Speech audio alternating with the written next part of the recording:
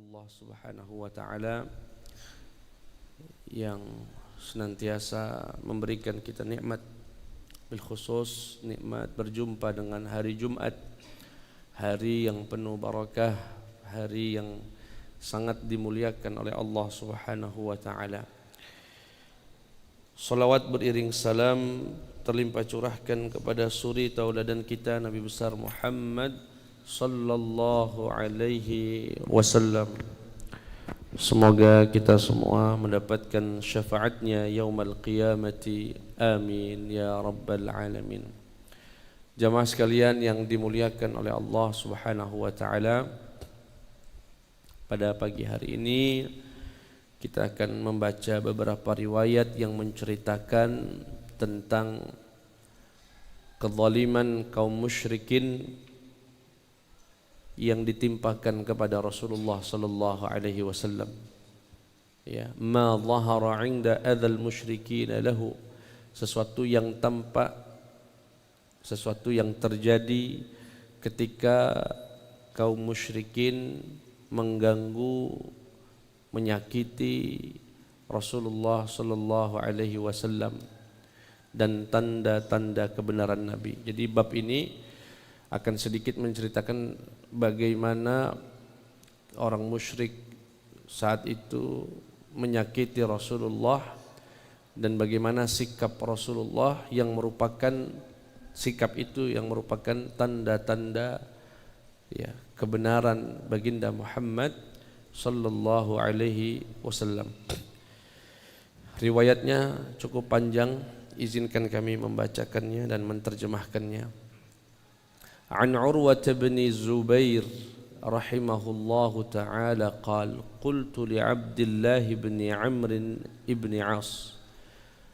Jadi Urwah ibn Zubair bertanya kepada sahabat Nabi bernama Abdullah bin Amr bin As. Siapa Ustaz? Abdullah bin Amr bin As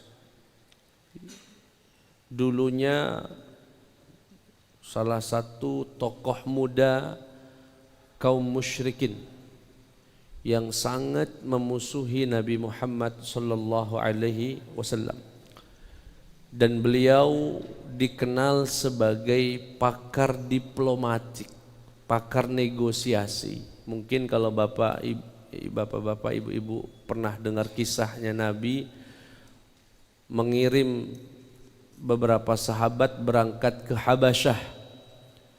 Ini diusir kaum muslimin, disuruhlah pergi sebagian sahabat itu ke Habasyah. Habasyah itu hari ini disebut dengan Ethiopia.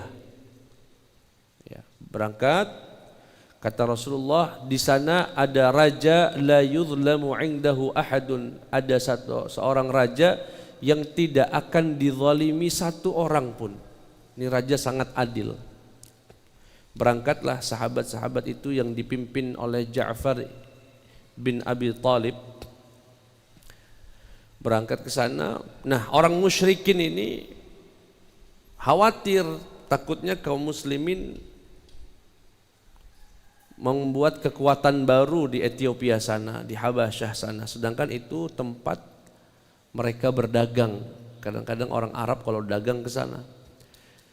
Siapakah orang yang diutus oleh Abu Lahab dan Abu Jahal dan tokoh-tokoh musyrikin untuk menegosiasi raja Najasyi, rajanya orang Habasyah? Yang diutus adalah Abdullah bin Amr bin As. Jadi beliau ini salah satu tokoh yang dulu membuat repot kaum muslimin. Berangkat ke sana, bisik-bisikin seorang raja, kalau ini yang datang kaum muslimin ini perusak, pengganggu, diusir saja dan lain sebagainya. Namun demikian beliau ini di kemudian hari menjadi seorang sahabat mulia dan jasanya sangat besar dalam Islam. Jasa yang paling besar dilakukan oleh sahabat Abdullah bin Amr bin As adalah membebaskan negeri Mesir. Beliaulah sahabat yang menaklukkan Mesir tanpa perang. Memang pacak dikenal dengan negonya. Nggak usah perang-perang, tunduk itu orang-orang Mesir. Dan sekarang di sana dibangun Masjid Abdullah bin Amr bin As, salah satu masjid terbesar di Mesir, sebagai ikon ya negeri Mesir. Nah, ini Urwah bin Zubair bertanya kepada Abdullah bin Amr bin As yang saat itu bagian dari kaum musyrikin. Ditanya apa yang ditanya? Ma aktsaru ma ra'aita Quraisyan asabat Rasulullah sallallahu alaihi wasallam fima kanat tadhharu min adawatih. Wahai Amr bin As atau Abdullah bin Amr bin As, apakah ya, ceritakan kepada kami sesuatu yang paling menyakiti Rasulullah yang dilakukan oleh kaum musyrikin karena mereka memusuhi Nabi. Tolong ceritakan, saya pengen dengar. Ada nggak kira-kira dalam rekaman ingatanmu satu kejadian di mana kaum musyrikin menyakiti baginda Muhammad sallallahu alaihi wasallam dan itu kamu anggap sebagai sesuatu yang sangat menyakitkan Rasulullah? Kata beliau, ya ada. Bagaimana ceritanya? Akhirnya beliau pun bercerita. Hadartuhum wa qad ijtama'a ashrafuhum yawman fil hijri fadzakaru Rasulullah. Suatu hari saya pernah berkumpul bersama para pembesar-pembesar kaum musyrikin. Dulu mereka itu kalau kumpul biasanya di Darin Nadwah, tapi kali ini berkumpulnya di Hijr, yakni kalau kita nyebutnya Hijr Ismail. Kumpul di sana di dekat Ka'bah. Tokoh-tokoh besarnya datang semua. Ada Utbah ibnu Rabi'ah, ya, ada Abu Jahal atau Abul Hakam, ada Sufyan, ya, Abu Sufyan, dan lain sebagainya. Termasuk Amr bin As yang saat itu masih muda, datang dan duduk. Rupanya yang diobrolin adalah Rasulullah sallallahu alaihi wasallam yang jadi bahan perbincangan mereka. Apa yang mereka katakan kaum musyrikin itu? Ma ra'ayna misla ma sabarna alaihi min hadzal rajuli qat. Tidak pernah, kata kaum musyrikin, kita memiliki sabar melebihi sabarnya kita menghadapi laki-laki ini. Nabi Muhammad maksudnya. Kita ini sudah terlalu sabar, kata orang musyrikin, menghadapi laki-laki ini.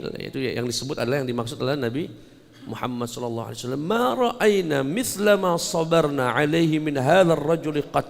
Sudah banyak kejadian dalam hidup kita hadapi semua, kok yang satu ini kita terlalu sabar, yaitu Nabi Muhammad sallallahu alaihi wasallam. Apa yang memang dilakukan oleh Nabi Muhammad versi mereka? Laki-laki ini saffaha ahlamana wa syatama aba'ana wa abadinana wa farraqa jama'atana wa sabba alihatana. Kata mereka, sungguh Muhammad telah membodohi kita, menganggap kita ini orang-orang bodoh, mencaci maki nenek moyang kita dan menghina agama kita, memecah belah kelompok kita, dan pada puncaknya Muhammad telah mencaci Tuhan-Tuhan yang kita sembah. Laqad sabarna anhu minhu ala amrin azim. Sungguh kita terlalu sabar, dan ini bukan masalah kecil, ini masalah besar. Yang dilakukan Muhammad sudah terlalu berlebihan. Versi, ya, karena kata Nabi Muhammad kan ketika mengatakan apa namanya, awalau kana aba'uhum la ya'qiluna syai'an wa hum la yahtadun summum bukmun umyun fahum la ya'qilun. Kata Nabi Muhammad, ya, mereka ini mengikuti nenek-nenek moyang mereka, walaupun nenek moyang mereka itu enggak dapat hidayah, walaupun nenek moyang mereka itu tidak menggunakan akal, bagaimana menyembah sesuatu yang dibuat dan lain sebagainya. Akhirnya apa? Lagi ngomong begitu, sedang membicarakan Nabi Muhammad sallallahu alaihi wasallam, Nabi Muhammad muncul. Nongol nih Pak, Rasulullah sallallahu alaihi wasallam. Fabainahum kadzalika idh tala'a alaihim Rasulullah fa aqbala yamshi hatta istalama ar-rakb. Datang Nabi sampai kemudian sampai kepada rukun, yakni salah satu tiang Ka'bah. Nabi memegangnya atau minimal menyampaikan salam kepada tiang tersebut. Kemudian thumma marra bihim ta'ifan bil bait. Setelah itu Nabi cuek saja dengan apa yang diobrolkan oleh mereka. Nabi tawaf bil bait. Falamma an marra bihim ghamazuhu bi ba'dhi ma yaqul. Setelah Nabi melewati dekat mereka dan saat itu Nabi sedang memuji Allah, labbaik Allahumma labbaik. Ya Rasulullah sedang banyak berzikir, Rabbana atina fid dunya hasanah wa fil akhirati hasanah. Orang-orang yang sedang berkumpul di sana ghamazuh, ngejek Nabi dengan bacaan-bacaan yang dibaca Nabi. Ya kalau Nabi sedang baca apalah misalnya, kurang-kurang dipleset-plesetin sama mereka, menghina Nabi Muhammad sallallahu alaihi wasallam. Qala fa'araftu dzalika min wajhi. Kata Amr bin As, aku tahu Nabi tidak suka dengan sikap itu. Diejek-ejeknya bacaan-bacaan Nabi. Thumma madha falamma mara bihim tsaniyah ghamazuhu bimithliha fa'araftu dhalika fi wajhihi thumma madha thumma mara bihim tsalitsah faghamazuhu bimithliha faqal. Sampai 3 kali Nabi berputar dan 3 kali juga ejekan-ejekan itu disampaikan kepada baginda Muhammad sallallahu alaihi wasallam. Nabi kemudian berhenti. Nah, di sini Pak, sikap ketegasan Rasulullah sallallahu alaihi wasallam. Tasma'una ya ma'syara Quraisy. Dengarkan apa yang ingin saya sampaikan ini. Tasma'una ya ma'syara Quraisy. Kalian mendengar wahai orang-orang Quraisy. Ama walladzi nafsi Muhammadin biyadihi laqad ji'tukum bidzabhi. Demi Allah yang nyawa ini berada di genggamannya, sungguh aku telah datang kepada kalian dengan sembelihan. Kalimat sembelihan ini ditafsirkan oleh sebagian ulama dengan dalil-dalil yang membuat mereka akan terdiam seperti halnya hewan yang telah disembelih. Dalil-dalil argumentasi bahwasanya Tuhan-Tuhan kalian yang sekarang berada di dalam Ka'bah ini semuanya batil, semuanya enggak benar. Atau ditafsirkan secara lahiriah, artinya Nabi datang kepada kalian untuk memerangi kalian, dan pada waktunya kalian yang sekarang ngejek-ngejek Tuhan saya, kalian yang menghina saya akan merasakan nanti apa yang akan saya bawa ini, atau yang telah dibawa oleh baginda Muhammad sallallahu alaihi wasallam. فأخذت القوم كلمته حتى ما منهم رجل إلا كأنما على رأس طائر واقع على رأسه طائر واقع حتى إن أشدهم فيه وساطا قبل ذلك ليرفعها أو ليرفعه بأحسن ما يجد من القول. Kata mereka, sungguh kalimat Nabi Muhammad itu membuat mereka tercengang. Yang biasanya Nabi itu diam, tidak ngelawan, tidak ngomong, tidak diam baik. Hari ini Nabi ucapkan kalimat yang tidak tanggung-tanggung. Laqad ji'tukum bidzabhi. Aku telah datang kepada kalian dengan sembelih. Membuat orang-orang musyrikin saat itu tertegun, diam, takut. Bahkan kata Amr bin As yang menceritakan hadis ini, seakan ada seekor burung di setiap kepala mereka. Kalau ada burung di kepala itu tandanya apa Pak? Diam, tak bergerak, sampai burung pun mengira dia pohon, sampai burung pun mengira dia adalah tangkai sebuah pohon. Diam, sampai mereka kebingungan mengucapkan satu kalimat, kira-kira apalah yang membuat Nabi ini biar bisa tidak melanjutkan kata-katanya itu. Akhirnya salah satu di antara mereka berkata, insarif ya Abul Qasim, insarif Rashidan. Wahai Abul Qasim, nama dari Nabi Muhammad, julukan Nabi Muhammad, pergilah dengan selamat, pergilah, jangan lanjut lagi. Fa wallahi ma kunta jahulan, demi Allah kamu bukan orang bodoh, kamu bukan orang bodoh. Padahal tadi mereka baru saja caci maki Nabi Muhammad sallallahu alaihi wasallam. Fansarafa Rasulullah, pergilah Nabi Muhammad hatta idza kana al-ghad, sampai esok hari. Ijtama'u fil hijr wa ana ma'ahum faqala ba'duhum li ba'din dzakartum ma balagha minkum wa ma balaghakum anhu hatta idza bada'akum bima takrahuna taraktubuh. Salah satu masing-masing berkata kepada yang lain. Jadi keesokan harinya mereka kumpul lagi. Enggak nyangka kalau kemarin itu mereka sampai terbuat diam, tak bisa bicara. Akhirnya mereka berkata, "Dzakartum ma balagha minkum?" Apakah kamu ingat apa yang kemarin terjadi dan apa yang kalian dengar dari Muhammad? Itulah kita. Setiap kali Muhammad melawan dengan sesuatu yang kita tidak suka, kita tinggalkan dia. Kita tidak berani melawannya. Fa bainama hum fi dzalika idz tala'a Rasulullah sallallahu alaihi wasallam. Akhirnya mereka itu merasa kecil sekali, merasa terhina sekali kemarin. Lagi merasa terhina itu Nabi muncul lagi. Seperti biasa, beliau mau tawaf. Kali ini mereka tidak berikan kesempatan Nabi berbicara. Langsung mereka mengepung Nabi Muhammad sallallahu alaihi wasallam, fa ahatu bihi yaqulun anta alladhi taqulu.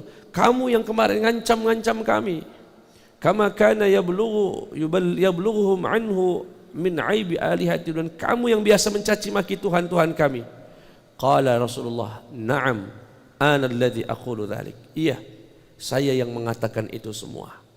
Qal falaqad ra'aitu rajulan minhum akhadha bimajma'i ridaihi. Kemudian salah satu dari kaum musyrikin itu mengumpulkan kainnya, sorbannya dengan dikuatkan ingin mencekik Rasulullah sallallahu alaihi wasallam. Ketika itu Nabi sudah terkepung. Begitu mau dicekik, datang Abu Bakar radhiyallahu anhu berdiri sembari menangis, kemudian mendorong laki-laki tersebut, ataqtuluna rajulan yaqulu rabbi Allah?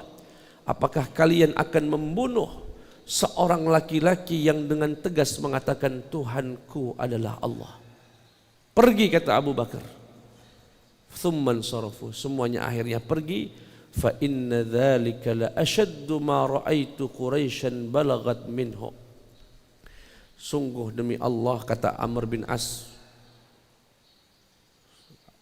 ketika menceritakan, itulah sesuatu yang paling keras yang pernah dialami oleh kaum musyrikin, ya, kepada dari Rasulullah sallallahu alaihi wasallam. Jamaah sekalian yang dimuliakan oleh Allah Subhanahu wa taala, itu cerita yang pertama. Cerita yang kedua juga hampir mirip. Nabi sedang sholat di atas Ka'bahnya, di dekat Ka'bah. Kemudian datang seorang musyrik bernama Uqbah ibni Abi Mu'ayth membawa kotoran hewan yang baru saja disembelih, dilemparkan itu ke punggung Nabi Muhammad SAW, dan Nabi sedang sujud. Dalam kesempatan yang lain membawa kain, ditariknya Nabi sedang sujud. Ketika sudah agak tegak, dimasukkan kain di leher Nabi, kemudian ditarik, dicekiknya Rasulullah SAW. Kembali Abu Bakar melihat kejadian itu, mendorong Uqbah ibni Abi Mu'ayth, kemudian berkata, ataqtuluna rajulan, apakah kalian akan membunuh Nabi Muhammad, membunuh seorang laki-laki yang berkata Tuhanku adalah Allah, dan dia telah datang kepada kalian membawa bukti-bukti kebenaran dari Tuhannya. Kembali Abu Bakar menjadi penolong di saat orang semua menertawakan dan menghina baginda Muhammad sallallahu alaihi wasallam. Kejadian yang berikutnya, dan ini sebetulnya kejadian yang lebih membahayakan Nabi Muhammad sallallahu alaihi wasallam. Dikatakan, diceritakan oleh Ibnu Abbas, innal mala'a min Quraisyin, sesungguhnya sekelompok manusia dari kaum musyrikin, ijtama'u fil hijr, berkumpul di dekat Hijr Ismail, ya. Fata'aqadu, bersumpah, billata wal uzza wa manati thalithatil ukhra, billata wal uzza wa nailah wa isaf, bersumpah kepada 5 Tuhan mereka. 5 berhala mereka. Kita tahu nama-nama berhala mereka itu ada 5 yang sangat diagungkan. Ada Lata, ada Uzza, ada Manah, ada Nailah, ada Isaf. Itu nama-nama berhala yang disembah oleh mereka. Bersumpah, apa yang disumpahkan mereka kaum musyrikin ini? Lau qad ra'ayna Muhammadan laqad qumna ilaihi qiyama rajulin wahidin fala nufariquh hatta naqtulah. Ini naudzubillah min dzalik, saya sekedar mencontohkan saja. Mereka bersumpah di depan Tuhan mereka yang 5 itu, wahai Tuhan, Tuhan kami, berhala-berhala kami bersumpah dan berjanji, sekali saja kami melihat Muhammad hari ini, niscaya kami akan kepung dia dan kami tidak akan lepaskan dia sampai mati. Itu sudah komitmen mereka, sudah puncak ini Pak. Karena cara nego sudah, cara lembut-lembut sudah kepada Nabi Muhammad, dengan ucapan sudah, nggak ada cara lain memberhentikan dakwahnya Nabi Muhammad kecuali dengan membunuhnya. Dan itu tidak tanggung-tanggung sampai sumpah di depan Tuhan-Tuhan mereka. Ucapan itu, komitmen itu didengar oleh putri Rasulullah sallallahu alaihi wasallam, Fatimah Zahra bintu Rasulullah. Pergilah ketika mendengar itu sembari menangis menjumpai Rasulullah sallallahu alaihi wasallam. Cerita, hatta dakhaltu, sampai aku pun menjumpai ayahku Rasulullah sallallahu alaihi wasallam. Faqalat, kemudian Sayyidah Aisyah berkata kepada Rasulullah, haula'il mala' min Quraisyin ta'aqadu alaik. Duhai ayahku, mereka orang-orang musyrikin berkumpul dan sudah bersumpah untuk membunuhmu. Lau qad ra'auka, andaikan mereka melihatmu, laqad qamu ilaika faqataluk, mereka pasti membunuhmu ya Rasulullah, duhai ayahku. Falaysa minhum rajulun illa qad arafa nasibahu min damik. Tidak satu orang pun di antara mereka kecuali mereka tahu jatah di mana mereka menusukkan pedang-pedang mereka dari tubuhmu. Ini seakan yang orang-orang musyrikin sudah bagi jatah di mana darah yang akan ditumpahkan dari diri Rasulullah sallallahu alaihi wasallam. Falamma ra'awhu qalu, faqala ya bunayyah arini wudu'an fatawadda. Duhai anakku, tenang saja, ambilkan wudu. Jadi Nabi minta diambilin. Akhirnya Rasulullah mengambil air wudu. Setelah beliau berwudu, sengaja niat Rasulullah melewati orang-orang itu untuk menuju Masjidil Haram, ya, untuk menuju Ka'bah Al-Musyarrafah, tempat di mana Rasulullah biasa salat. Falamma ra'auhu, akhirnya orang-orang musyrikin itu melihat Rasulullah dan yang dinanti-nanti.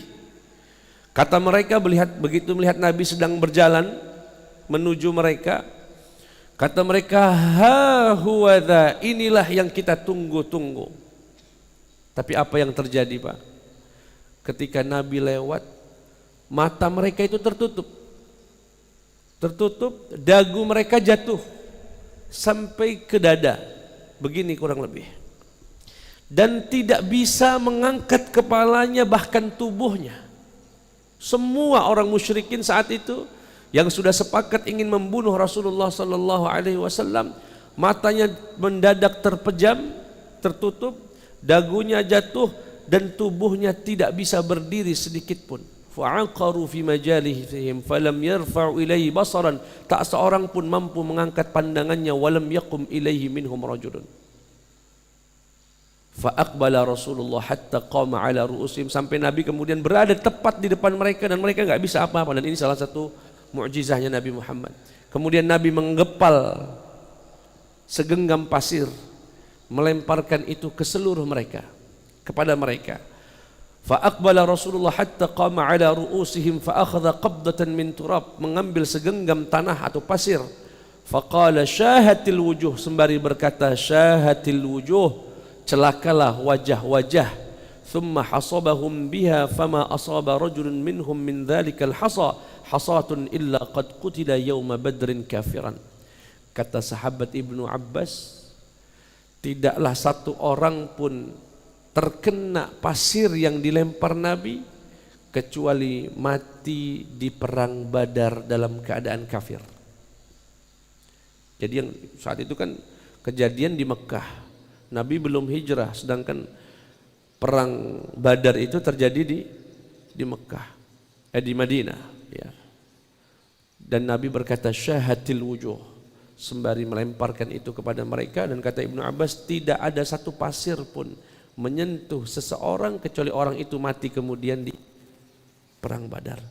Dalam riwayat yang lain Bapak Ibu yang dimuliakan Allah Subhanahu wa taala, mereka tidak bisa membuka sampai Nabi pulang lagi. Begitu Nabi sudah pulang baru mereka bisa buka dan Nabi sudah enggak ada. Dan Rasulullah melakukan itu untuk menenangkan hati sang putri yang saat itu ketakutan. Seakan Rasulullah ingin berkata, kamu ingin lihat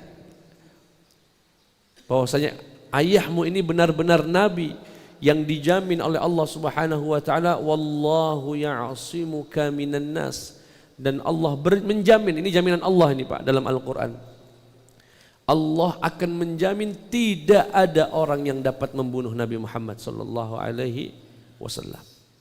Melihat kejadian itu sang putri pun merasa tenang. Jamaah sekalian yang dimuliakan oleh Allah, dalam riwayat yang lain disebutkan ataitu Rasulullah dari Khabbab ibn al-Arad, ataitu Rasulullah sallallahu alaihi wasallam wa huwa mutawassidun burdatan fi dhillil Ka'bah. Aku pernah mendatangi Nabi dan Nabi itu sedang menutupi tubuhnya dengan semacam kain, dengan semacam jaket kain di bawah bayang-bayang Ka'bah. Wa qad laqina minal musyrikina shiddah syadidah. Dan kami, kenapa Khabbab ini datang kepada Rasulullah sallallahu alaihi wasallam? Ingin ngadu sama Nabi. Ya Rasulullah, sudah luar biasa mereka mendolimi kami. Sudah luar biasa kaum musyrikin mendolimi kami. Tidakkah kamu berdoa ya Rasulullah? Gunakan doamu ya Rasulullah, biar mereka semua binasa. Biar semua mereka binasa. Dalam kesempatan yang lain Nabi pernah berkata begini Pak, likulli nabiyyin da'watun mustajabatun fata'ajjala kullu nabiyyin da'watahu. Setiap nabi yang diutus oleh Allah Subhanahu wa taala itu diberikan doa yang mustajab. Setiap nabi itu diberikan doa yang mustajab, terutama ketika para nabi itu terancam. Nabi Nuh ketika 1000 tahun berdakwah tidak ada yang mendengarkan, akhirnya berdoa. Ketika berdoa apa yang terjadi? Penduduknya, kaumnya binasa, termasuk anak kandungnya sendiri, Kan'an. Nabi Musa ketika terkepung dengan Fir'aun dan bala tentaranya berdoa, ya Allah tenggelamkan Fir'aun, tenggelam. Nabi-nabi, setiap nabi yang diutus oleh Allah itu selalu diberikan doa yang mustajab. Dan setiap nabi, kata Rasulullah, telah menggunakan doa itu. Kecuali saya tidak pakai doa yang mustajab itu. Lalu diapakan doamu ya Rasulullah? Aku minta tukar sama Allah. Ya Allah, biarlah aku tidak menggunakan doa itu. Biarlah aku dihina, dicaci, diancam, dilukai dan lain sebagainya. Aku tidak akan gunakan doa yang mustajab itu. Tapi bolehkah aku menukarnya ya Allah? Dengan apa Nabi Muhammad minta menukar doa mustajabnya? Syafa'atan li ummati yaumal qiyamah, agar aku diizinkan Allah memberikan syafaat kepada umatku kelak di hari kiamat. Bayangkan itu Pak. Para sahabat datang, putrinya datang meminta kepada Nabi, ya Rasulullah, engkau ini Nabi, engkau dihina, dicaci maki, dilempar kotoran, keluargamu sampai diusir, saudaramu sampai diusir, kenapa tidak gunakan doa yang mustajab itu?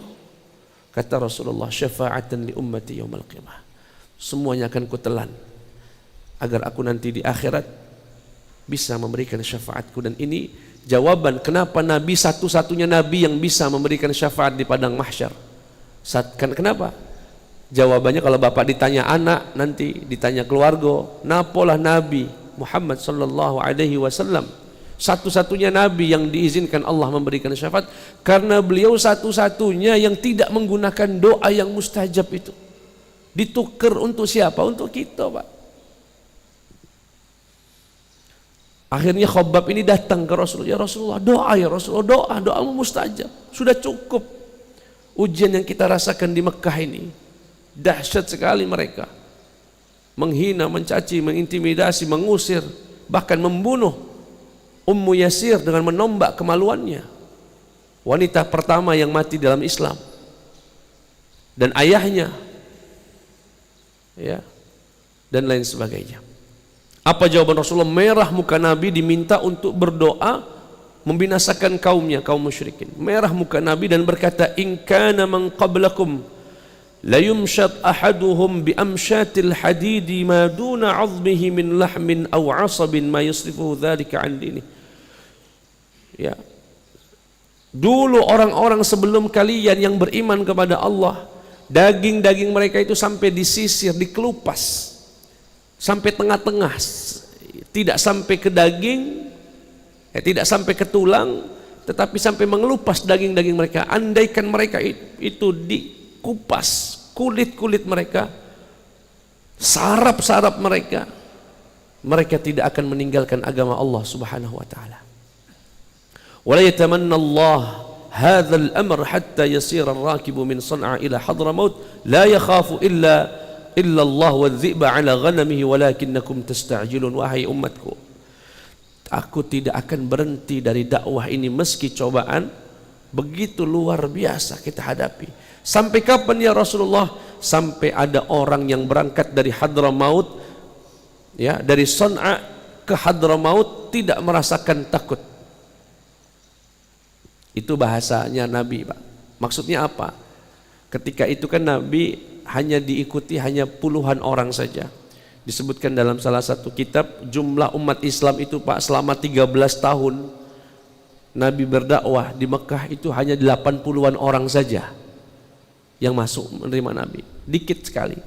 Dan umat Islam selalu terancam. Kata Rasulullah, saya tidak akan berhenti dakwah sampai ada umatku dari San'a di Yaman pergi ke Hadramaut dan dia tidak merasakan takut. Artinya apa? Sampai Islam ini menguasai dunia, tidak akan berhenti dakwah ini. Karena kalau Islam sudah menguasai, maka umatnya tidak akan ada rasa takut lagi mau kemana dia berangkat.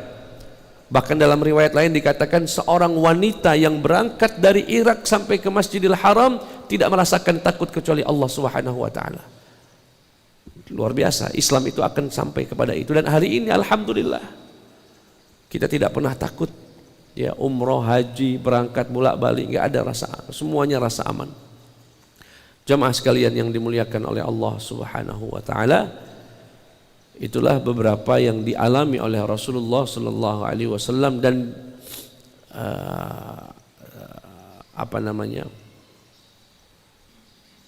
bagaimana Rasulullah kemudian menyikapi kejadian-kejadian tersebut. Dan kita bisa yakini bahwasanya Nabi ini bukanlah manusia yang ngaku-ngaku sebagaimana Nabi, sebagaimana dituduhkan kepada beliau. Beliau benar-benar Nabi. Dan ketegasannya dalam berdakwah, ya, ketegasannya dalam berdakwah, sikapnya dalam menjaga prinsip itu luar biasa, ya, sallallahu alaihi wasallam. Ya, pernah datang Utbah ibn Rabi'ah ke Rasulullah berkata, apakah kamu pengen jadi orang kaya? Kalau kamu pengen jadi orang kaya, kami kumpulkan semua harta orang Mekah, kami berikan kepadamu. Ataukah engkau ingin menjadi pemimpin? Kami ajak seluruh orang Mekah untuk membaiatmu. Apakah engkau ingin menjadi orang menikahi wanita paling cantik? Kami carikan wanita paling cantik. Ya Muhammad, ditawari harta, ditawari jabatan, ditawari perempuan. Tapi satu, tinggal udah nggak usah dakwah lagi. Jangan caci maki Tuhan lah kami lagi, sudah. Apa kata Nabi? Andaikan matahari diletakkan di tangan kananku, bulan diletakkan di tangan kiriku, dan kalian meminta agar aku meninggalkan perintah ini atau agama ini, niscaya tidak akan pernah aku lakukan. Pulanglah. Sallallahu alaihi wasallam. Ya. Dan beliau tidak pernah menggunakan doanya yang mustajab. Jamaah sekalian yang dimuliakan Allah, itu kurang lebih yang bisa kami sampaikan pada kesempatan kali ini. Jika ada yang ingin ditanyakan, dipersilahkan.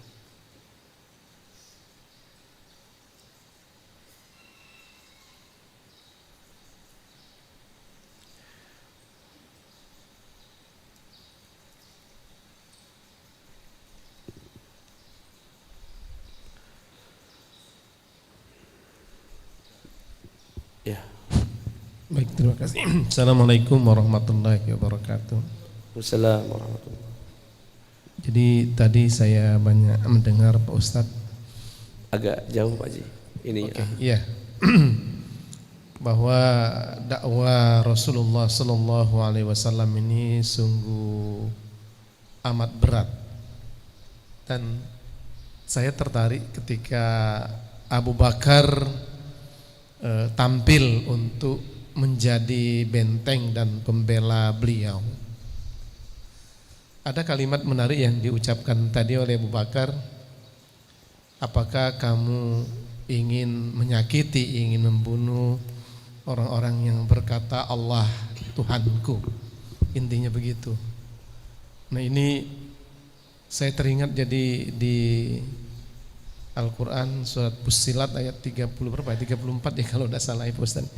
Innal ladzina qalu rabbunallah summa istaqamu tatanazzalu alaihimul malaikatu alla takhafu wala takhafu wala tahzanu wala tahzanu wa abshiru bil jannati allati kuntum tu'adun. Nah, ini maksud saya ada kaitannya karena di ayat itu dikatakan orang-orang yang mengatakan Allah Tuhanku, lalu akan turun malaikat kan membisikkan ke telinganya gitu. Jangan takut, jangan gentar.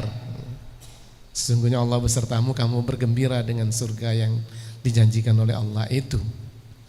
Nah, ini menarik mungkin sebagai orang-orang yang beriman, terkadang kita tidak yakin dengan pertolongan Allah itu kan. Sehingga kita sering menyembunyikan kebenaran.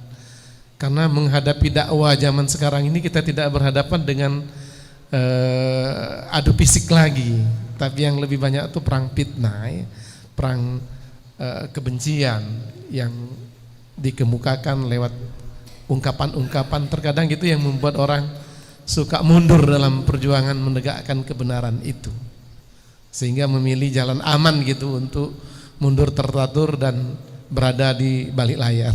Nah, mungkin hikmahnya, mungkin Pak Ustadz mohon penjelasannya, artinya pelajaran bahwa orang yang yakin Allah Tuhan kita harusnya berani melawan gitu kan, tidak takut apapun. Terima kasih. Assalamualaikum warahmatullahi wabarakatuh. Waalaikumsalam. Innal ladzina qalu rabbunallahu tsumma istaqamu. Sesungguhnya orang-orang yang berikrar Tuhan kami adalah Allah. Ya kita ini Pak. InsyaAllah kita telah berikrar asyhadu an la ilaha illallah wa asyhadu anna Muhammadan Rasulullah. Tsumma istaqamu.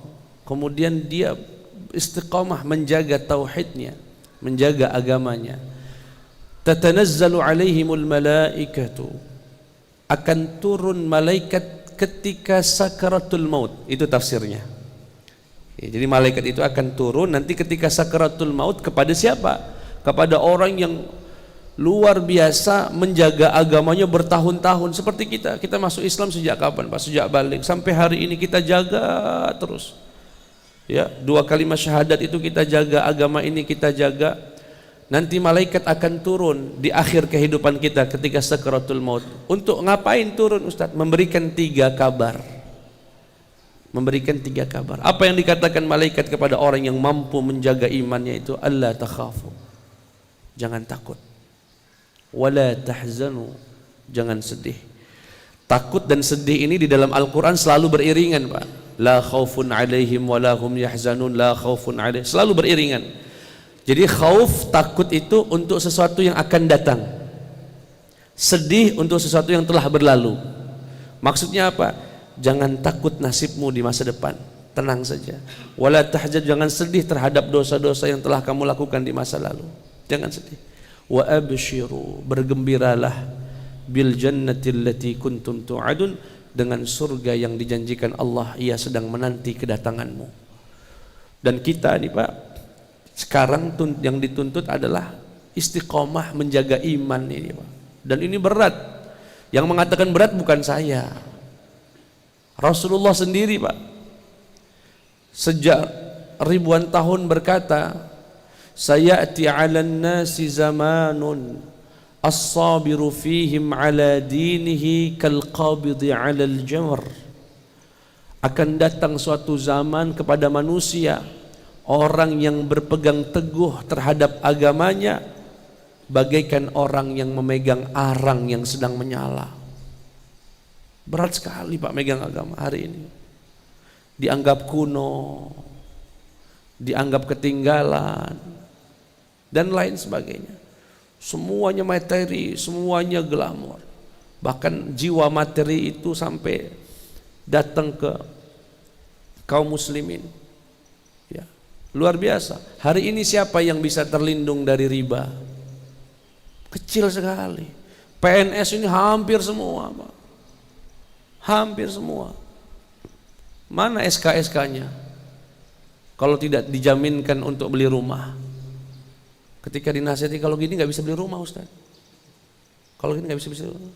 Berat Pak nak ngomongnya, pacak jawabnya. Pak Ustaz nggak ngerasain sih, kita ngerasain Pak Ustaz. Sudah nggak pacak ngomong kami.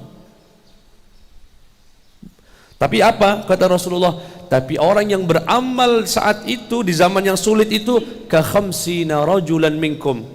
Pahalanya 50 kali lipat dari para sahabat. Pahala kita ini Pak, para sahabat tidak berzina itu dapat pahala. Kita tidak berzina 50 kali lipat pahalanya dari para sahabat. Sampai sahabat itu bertanya, "Ya Rasulullah, itu beneran mereka dapat 50 kali lipat dari kalian? Itu kalian siapa? Kami atau orang-orang yang hidup di zaman mereka?" Enggak, kalian, sahabat. Artinya pahala kita ini Pak, hari ini yang sabar tidak berzina. Bagaimana orang enggak berzina hari ini Pak? Na'udzubillahi min dzalik. Pemerintah tidak ada hukuman yang clear. Apa dia hukumannya? Malah ada undang-undang kalau sama-sama suku enggak kata masalah. Di Palembang ini negeri Darussalam ini Pak, negeri kita tercinta. Bapak jalan baiklah ke Merdeka itu Pak. Di Jalan Merdeka, sepanjang Jalan Merdeka, perempuan di bawah-bawah pohon. Saya kalau pulang pengajian jam 11, jam 10, berapa banyak itu perempuan berderet sampai dekat Masjid Agung. Di negeri Darussalam, padahal di depan kantor wali kota pelang besar Palembang Darussalam. Darussalam nggak kaleng-kaleng Pak. Sedunia ini yang Darussalam cuma 3. Palembang, Aceh, Brunei. Tidak tahu kalau ada yang keempat. Mana lagi Pak? Wassalam yang sikonya, bukan Darussalam. Berat sekali Pak. Yang tidak berkerudung berapa banyaknya orang di panjang. Dan itu mau tidak mau merusak kita.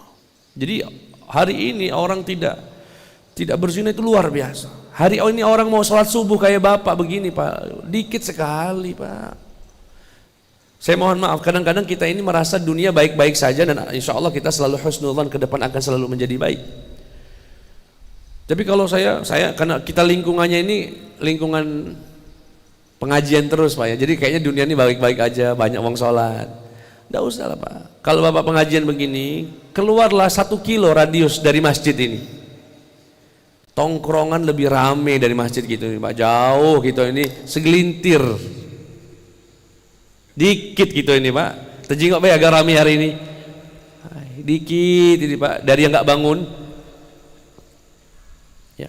Sehingga tidak mudah bisa menjaga agama sehingga kata Rasulullah ya, pahalanya ka khamsina rajulan minkum. Nah istiqomah sampai ninggal bisa menjaga Islam itu sudah alhamdulillah Pak. Sekarang lu Pak, Bapak kalau ngeliat podcast ini Pak ya, wawancara anak-anak muda di YouTube, mungkin sebagian tidak mengikuti. Kami ini karena masih muda masih mengikutinya. Ada anak 10 orang ditanya, bagaimana kamu agamanya apa? Islam, katanya Islam. Ya tapi gimana ya, sebetulnya karena nggak enak aja sama orang tua. Dengan bangga aja dia menjawab itu Pak. Seberapa penting bagi kamu agama? Ya penting nggak penting. Dia ngomong nggak penting, ngomong penting, nggak penting. Ditanya lagi, kamu agamanya apa? Ya kalau KTP Islam. Kalau KTP Islam. Tapi saya sendiri sih nyamannya, saya ini sudah belajar mencoba mempelajari Kristen, Hindu, Buddha. Kesimpulan saya, Tuhan itu hanyalah konsep yang dibuat-buat saja, nggak ada sebetulnya Tuhan itu. Itu hari ini di YouTube itu biasa sekali omongan kayak begitu, Pak. Kita ini insya Allah yang lah sepuh-sepuh ini insya Allah aman caknya sampai meninggal tuh aman caknya. Tapi anak keturunan kita, Pak, hidangannya tiap hari sudah orang tuanya jarang nasihati, jarang ngaji, anaknya baca YouTube yang begitu. Dan salah satu yang membuat pemahaman-pemahaman ateis, pemahaman-pemahaman semacam itu laris, karena kalau ada pengajian isinya caci maki, isinya debat. Ada orang mau sekalinya nonton Islam, ustadz ini bantah ini, ustadz ini bantah ini. Jenuh dia ngat agama ini, Pak, ribut baik gawenya. Akhirnya apa? Mencari pelarian dia. Dapatlah itu pemahaman-pemahaman yang semacam itu. Di Palembang ini ada gerakan namanya pelindung kehidupan, PK namanya. Tidak sholat lagi, Pak, beli sertifikat baik surganya. Sumbernya di Kenten pusatnya, laris. Siapa yang beli biasanya? PNS, pegawai-pegawai yang tidak galak ibadah tapi galak masuk surga. Banyak, sudah banyak mobil-mobil dengan lambang itu. Itu pusatnya tadinya di Bengkulu itu, Pak. Pelindung kehidupan namanya. Macam-macamnya, Pak. Beratnya anak hidup zaman ini. Belum lagi yang syiahnya, belum lagi yang aliran suka bid'ahkan ini lagi, belum lagi. Makanya di masjid ini alhamdulillah Bapak sholat 5 waktu.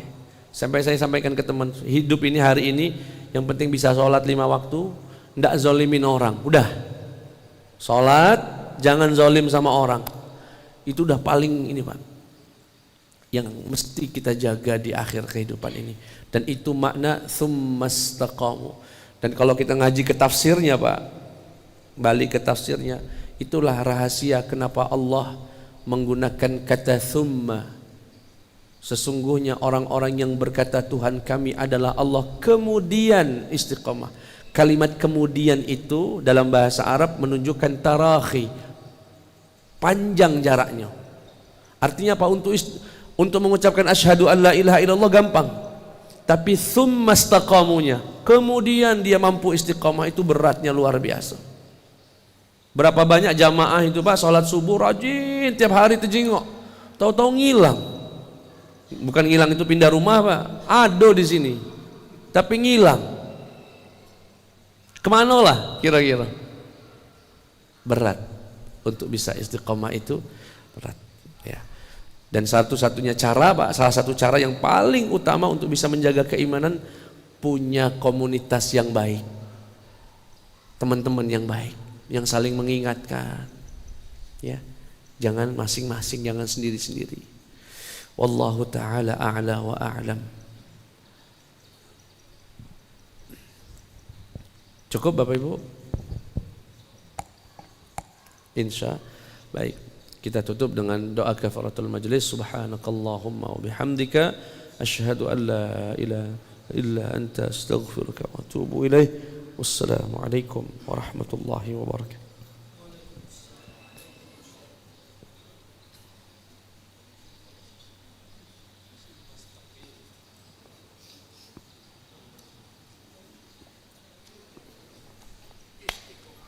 Istiqomah. Sama-sama.